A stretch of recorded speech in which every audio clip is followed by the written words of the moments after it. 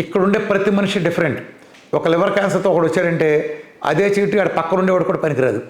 ఎందుకంటే ప్రతి మనిషి ఎత్తు, బరువు, అటాక్ చేసిన విధానం, అతనికి ఉండే ఇతర రోగాలు, ఇమ్యూనిటీ స్థాయిలను బట్టి వాళ్ళకు ఉండే కోకోనట్ ఆయిల్ తాగడం దగ్గర నుంచి, డి విటమిన్ ఇవ్వటం దగ్గర నుంచి, ప్రతి సప్లిమెంట్ ఇచ్చే డోసు కూడా ఇది మీకుండే దాన్ని బట్టి మీ వరకు డిసైడ్ అవుతుంది మీ పేరు మీద.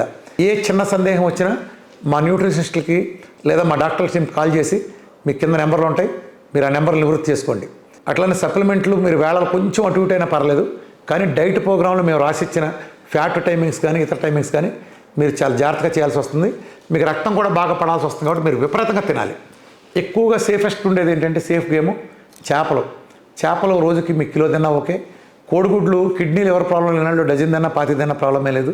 అంటే బేసికల్గా మీకు చెప్తాం ఏ ప్రాబ్లం వాళ్ళు ఏం తినాలి డైట్ అనేది కూడా మా డైటిషియన్ దగ్గర నుంచి మీకు సపోర్ట్ ఉంటుంది. నెల రివ్యూ చూస్తాం. ఒకవేళ మీరు పొరపాటు చేస్తాం. క్యాన్సర్ వచ్చిన వాళ్ళు కేవలం ఆహారం ఒకటే అనుకున్నారు, నిద్ర అత్యంత అవసరం.